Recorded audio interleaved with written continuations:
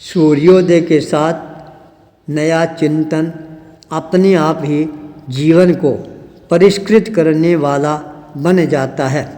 जब मन में साधना के प्रति चिंतन उभर कर आना प्रारंभ हो जाता है, तब एकमात्र लक्ष्य है यही बनकर रह जाता है, अब मेरे को अपने चरणों को साधना की दिशा की ओर अग्रसर करना ही है। जो व्यक्ति अपने मन में यह संकल्प कर लेता है, तब अपने आप ही उसके भीतर में संकल्प शक्ति की जागरणा एक तरह से अपने आप ही होनी प्रारंभ हो जाती है।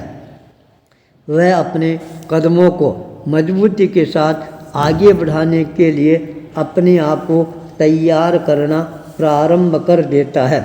जो व्यक्ति स्वयं की तैयारियां प्रारंभ कर देता है, तब अपने आप ही उनका सहयोग मिलना भी प्रारंभ हो जाता है। योग अपने भीतर होता है तो सहयोग बाहर से अपने आप ही मिलना प्रारंभ हो जाता है। जो व्यक्ति दीप की तरह जलता है, वही व्यक्ति स्वयं अपने जीवन में साधना का उजाला है, प्रकाश है, वह अवतरित करना प्रारंभ कर देता है। उस उजाले को विकसित करने में अपने आप ही औरों का योग सहयोग मिलना प्रारंभ हो जाता है। ऐसा विश्वास जब भीतर में जागृत होता है, तब नया एहसास अपने आप ही होना प्रारंभ हो जाता है। जब मैंने अपने मन में संकल्प कर लिया, अब मेरे को इसी दिशा की ओर अपने आप को अग्रसर बनाना है। मैं अपने जीवन का अंतिम चातुर्मास करने के लिए पंजाब प्रदेश के लुधियाना शहर की ओर अपने कदमों को गतिशील बनाना प्रारंभ करता हूँ, तब मेरे को अनायास ही कुछ ऐसे सहयोगी मिलते हैं जिन्होंने मेरे जीवन को और ज़्यादा साधना के लिए सहयोग प्रदान करना प्रारंभ कर दिया। मेरी साधना मजबूती के साथ आगे बढ़ने के लिए उन्होंने अंतःकरण से जो सहयोग प्रदान प्रारंभ किया, वह मेरे लिए अनमोल धरोहर के रूप में हमेशा हमेशा के लिए अंकित हो जाती है। एक ऐसा ही व्यक्तित्व मिला प्रदीप जैन के रूप में। अणुव्रत समिति का एक अच्छा कार्यकर्ता था। मुनि विनय कुमार जी आलोक की प्रेरणा से वह अणुव्रत भवन का भी पूरा संचालन करने में अपना महत्वपूर्ण योगदान प्रदान कर रहा था। साथ ही अणुव्रत आंदोलन के अंतर्गत होने वाले सारे कार्यक्रम मुनि विनय कुमार जी के दिशा निर्देश में वह परिसंपन्न करने में अपनी शक्ति का नियोजन करना प्रारंभ कर देता है। जब वह एक बार दर्शन करने के लिए आता है, उस समय उसकी विचारधाराओं को सुनने के पश्चात मन में यह एहसास होना प्रारंभ हो जाता है, यह व्यक्ति वास्तव में श्रद्धा, भक्ति और समर्पण के साथ अपने आप को आगे बढ़ाने वाला है। तभी तो यह अणुव्रत आंदोलन और मुनिश्री विनय कुमार जी के प्रति इतना समर्पण भाव के साथ कार्य कर रहा है।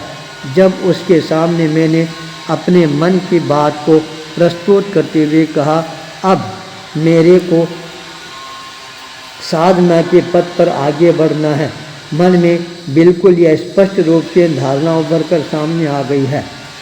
मेरे को अब साधना के पथ पर कदमों को हर हालत में गतिशील बनाकर ही रहना है, चाहे कुछ भी हो जाए। मैं किसी भी हालत में बंधनों में बंद कर रहना नहीं चाहता हूँ। इसलिए अब मैं अपनी विचारधारा के साथ में अपने स्वयं का मार्ग है प्रस्तुत करना चाहता हूँ। यह बात सुनकर प्रदीप ने कहा, मुनि प्रवर, ये बात तो आपने बहुत ही महत्वपूर्ण आज मेरे सामने प्रस्तुत कर दी। मैंने भी अपने जीवन में कुछ ऐसा ही संकल्प किया है।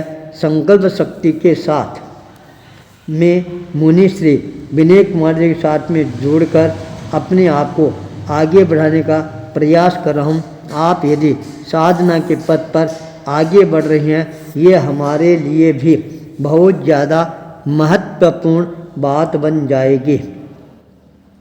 साधना का आकर्षण है वह प्राय हर व्यक्ति के मन में लगा हुआ रहता है। जब आप अपने कदमों को आगे बढ़ा दोगे, आप अपनी साधना के पथ को आलोकित करोगे। हमारे जैसे हजारों व्यक्तियों के लिए भी साधना का पथ प्रशस्त करने वाले योगी के रूप में प्रतिष्ठित हो जाओगे। एक बार दर्शन करने के पश्चात उसके मन में ऐसा आकर्षण जागृत होता है, वह अपने मन में हमेशा दर्शन की भावना जागृत रखना प्रारंभ कर देता है। जब हमारा अनुव्रत भवन से विहार होता है, माहौली में आगमन होता है, उस समय उसके मन में एक भावना उभर कर सामने आती है।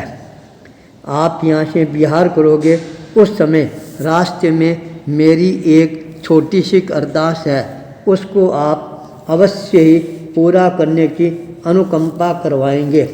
रास्ते में मेन रोड पर ही एक नई कॉलोनी कट रही है। पेट्रोल पंप के ठीक पीछे मेरा एक छोटा सा प्लॉट है और मैं चाहता हूँ उस प्लॉट में अपना बांध काम प्रारंभ करूँ, अनुव्रत की गतिविधियों का संचालन करता रहूँ।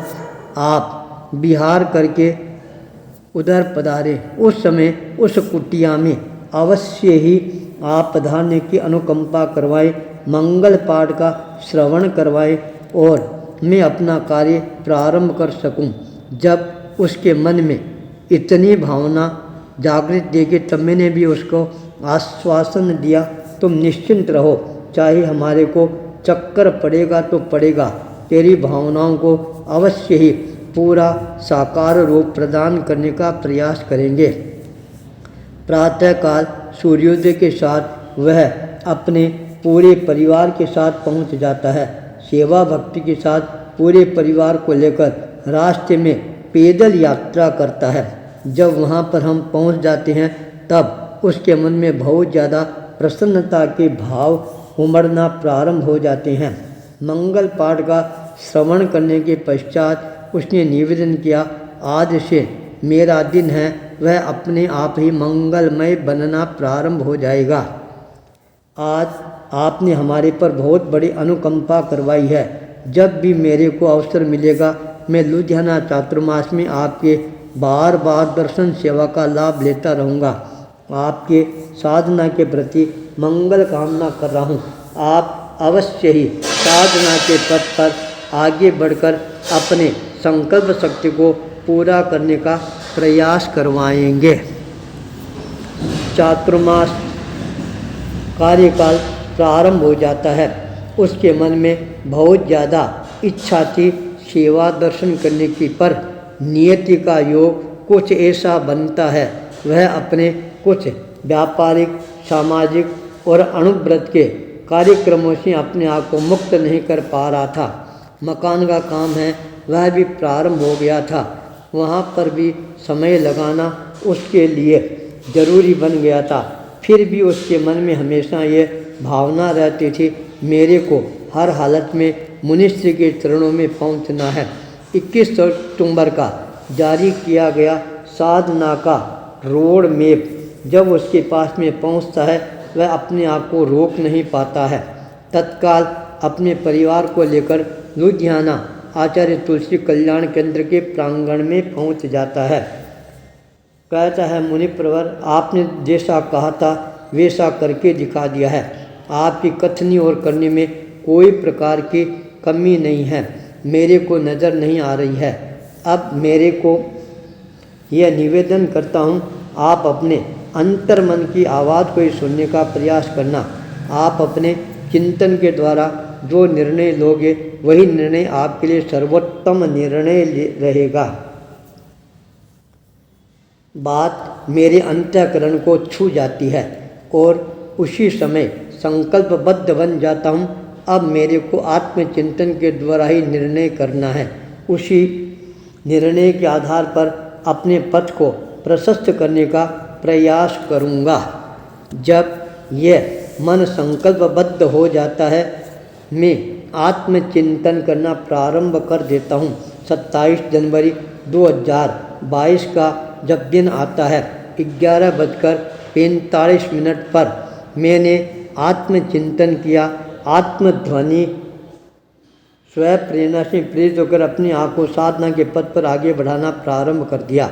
19 जनवरी 2022 के दिन प्रातःकाल सूर्योदय के साक्षी से मेरे पूर्वज जन्मदाता पुंडरासर बालाजी की पावन भूमि मेवाड़ में अपने आप को लक्ष्य साधना के पथ पर गतिशील बनाना प्रारंभ कर देता हूँ। मेरा लक्ष्य है वह मेरे को अपने आप ही सार्थक होता हुआ नज़र आना प्रारंभ हो जाता है। साधना साधना साधना। आचार्य भूपेंद्र।